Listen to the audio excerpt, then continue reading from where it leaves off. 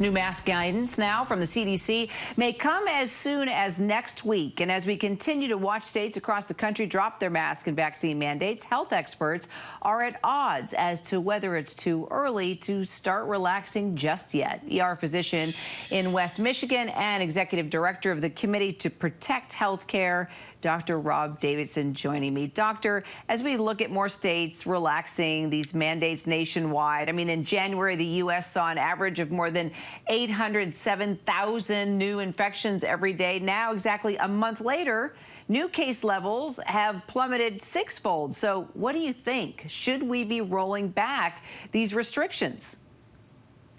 Boy, I think some restrictions, it's fine. Restrictions that actually have an impact on people's lives, you know, opening businesses, for instance, or allowing people to worship. I think most of those were open anyways.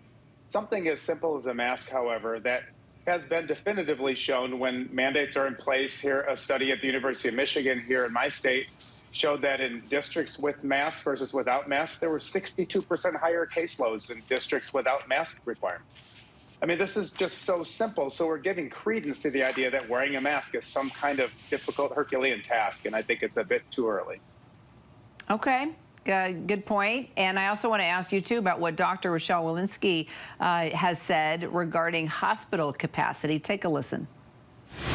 We must consider hospital capacity as an additional important barometer. Our hospitals need to be able to take care of people with heart attacks and strokes. And on top of that, 10 states still running low on ICU beds, doctor, with capacity of 15% or less now, we're told. So should we begin prioritizing other health issues now above new COVID-19 cases? I think above cases for sure. I mean, COVID-19 hospitalizations are akin to other hospitalizations. The difference is a lot of people get a lot sicker than, say, with influenza. And people end up staying in the hospital for extremely long periods of time, for weeks and up to months on end, people who end up in the ICU.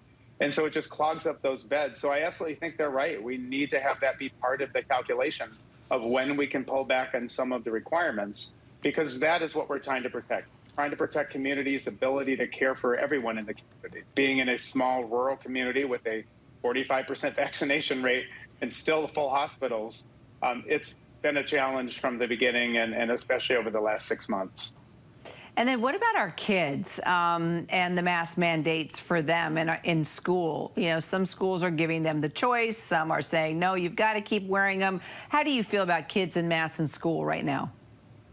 Again, like masks anywhere else, and like that University of Michigan study showed, places with mask mandates had significantly lower number of cases. And so I think, again, if you work with your kids and talk with your kids, every parent I've talked to, I'm a parent of kids in school, they don't find it to be a big deal. It's the parents that are raising such a ruckus, that are showing up at school board meetings and chanting and screaming and getting kicked off of airplanes.